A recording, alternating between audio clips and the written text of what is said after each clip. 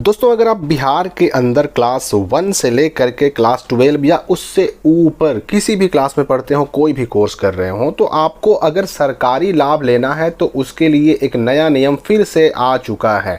क्योंकि आपको पता है कि बिहार सरकार अलग अलग क्लास में, अलग अलग कोर्स में पढ़ने वाले बच्चों के लिए अलग अलग तरह के छात्रवृत्ति की योजनाएं लाती रहती है। लेकिन इन योजनाओं का फ़ायदा लेने के लिए कुछ नए नियम फिर से चेंज किए गए हैं। आधार सीडिंग को लेकर के कुछ नया रूल लाया गया है जिसके बारे में आपको जानकारी होनी चाहिए। क्योंकि अगर आप ये जानकारी नहीं रखते हैं ना, तो फिर आपको इस स्कॉलरशिप का, छात्रवृत्ति का लाभ नहीं मिलेगा। तो पूरी बात को आपको समझ लेना है इस वीडियो में। चाहे आप क्लास 1 से लेकर 12 तक किसी क्लास में पढ़ते हो या फिर उससे ऊपर आप बीए, बीएससी, बीकॉम, स्नातक, बीएड, डीएलएड या फिर इंजीनियरिंग, बीटेक, डिप्लोमा किसी भी कोर्स में पढ़ रहे हो, आपको ये नियम जान लेना है। देखिए, सरकार की तरफ से जो छात्रवृत्ति की राशि मिलती है उसके लिए अब आधार सीडिंग को तो अनिवार्य कर दिया गया है। आधार सीडिंग यानी अपने अकाउंट को अपने आधार से सीड कर देना, एक आंतरिक रूप से जोड़ देना, ये तो जरूरी कर दिया गया है। तो नया नियम अब कुछ और योजनाओं पर भी लागू किया गया, जिसके बारे में आपको विस्तार से जानकारी मिलने वाली है इस वीडियो में। आधार लिंक की बात करें तो आधार लिंक अलग चीज है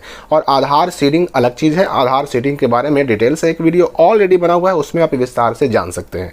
फिलहाल मैं आपको क्या बताने वाला हूं कि देखिए, अगर आप क्लास 1 से लेकर के क्लास 12 तक किसी भी क्लास में पढ़ रहे हो तो इसमें क्या होता है कि साइकिल का, पोशाक का और छात्रवृत्ति का पैसा मिलता है।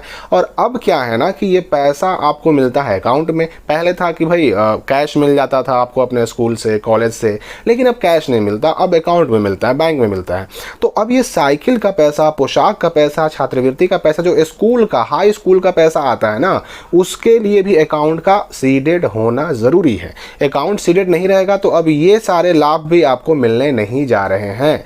इसके अलावा आगे बढ़ते हैं हम। अगर आप 11th क्लास से ऊपर, 11th क्लास या फिर उससे ऊपर किसी भी क्लास में पढ़ते हैं तो ये पोस्ट मैट्रिक स्कॉलरशिप का फॉर्म भराता है, जो कि अभी भरा भी रहा है, जिसका डेट अभी है भी 31 जुलाई तक। तो ये पोस्ट मैट्रिक स्कॉलरशिप का जो फॉर्म भर रहे हैं या फिर भरने वाले हैं, इसका भी पैसा आपको तभी मिलेगा जब आपका आधार सीडेड अकाउंट रहेगा तब। अगर आप अकाउंट डालते हैं, आधार सीडेड नहीं रहता, तो ये पोस्ट मैट्रिक स्कॉलरशिप का पैसा भी नहीं आएगा, ये समझ लेना है। फिर देखिए, मैट्रिक पास स्कॉलरशिप, जिसको हम मैट्रिक पास प्रोत्साहन राशि भी कहते हैं, मुख्यमंत्री बालक बालिका प्रोत्साहन योजना भी कहते हैं। इसमें क्या होता है कि फर्स्ट वालों को 10,000 रुपये और सेकंड वालों को मिलता है 8,000 रुपये। तो ये फॉर्म अभी भराना शुरू नहीं हुआ है, इसका डेट बहुत जल्द आने वाला, जिसके लिए अलग से वीडियो बनाकर सूचना आपको दी जाएगी। तो ये फॉर्म भी भरने के लिए 10,000 और 8,000 लेने के लिए भी आपका जो स्टूडेंट का जो खाता लगेगा ना, उसका आधार सीडेड होना जरूरी है। जो बच्चे अभी 2023 में मैट्रिक पास किए हैं, जाहिर सी बात है कि उनको अभी प्रोत्साहन राशि का फॉर्म भरना है। तो प्रोत्साहन राशि का फॉर्म भरने के लिए उनका भी अकाउंट सीडेड होना जरूरी है, तभी उनका पैसा आ पाएगा। तो ये चीज आप समझ लीजिए कि किन किन योजनाओं में लागू किया गया है, किन किन योजनाओं, किन किन स्कॉलरशिप के लिए आपको जरूरी है सीडेड, ये मैं समझा रहा हूं, तो उसको समझ लेना है। अब आगे बढ़ते हैं। इंटर पास करने वाले छात्रों की अगर हम बात करें तो उसमें लड़कियों को केवल पैसा मिलता है, लड़कों को तो मिलता नहीं है। लेकिन इंटर पास लड़कियों को जो 25,000 प्रोत्साहन राशि का मिलता है, जिसको हम कहते हैं कन्या उत्थान योजना, इसके लिए हालांकि इस साल तो पैसा आ गया, लेकिन जिनका नहीं आया है, किसी कारण से उनका पेंडिंग में बता रहा है, तो उनको भी जितना जल्द हो सके अपना आधार सीडेड करवा लेना चाहिए। जिनका आ गया उनको तो कोई दिक्कत नहीं है, लेकिन याद रहे कि जिनका नहीं आया है वो आधार सीडेड जरूर करवा लें।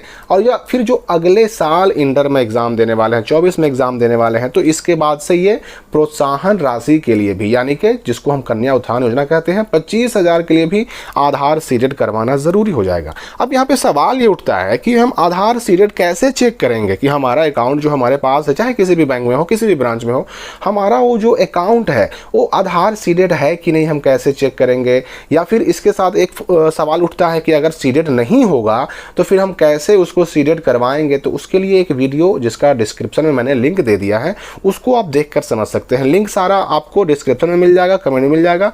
उस लिंक पर जाकर के आप अपने अकाउंट को ऑनलाइन चेक कर सकते हैं कि आपका अकाउंट आधार सीडेड अकाउंट है कि नहीं।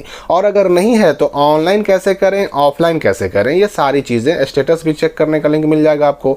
ये सारी जानकारी कि हमारा अकाउंट आधार सीडेड है कि नहीं है, अगर नहीं है तो कैसे करेंगे, फॉर्म डाउनलोड कहाँ से करेंगे, और अगर हम ऑनलाइन आधार सीडिंग करना चाहें तो कैसे करेंगे, ये सारी जानकारी के लिए डिस्क्रिप्शन में और कमेंट में लिंक मौजूद मौजूद है उससे ज़रूर करवा लें। लास्ट डेट से पहले करवा लेंगे तो आपका सारा पैसा जो सरकार की तरफ से छात्रवृत्ति के रूप में, स्कॉलरशिप के रूप में मिलता है, मिल जाएगा। वरना साइकिल, पोशाक, छात्रवृत्ति, हर चीज़ से आप वंचित हो जाएंगे। तो इस बात का ध्यान रखें।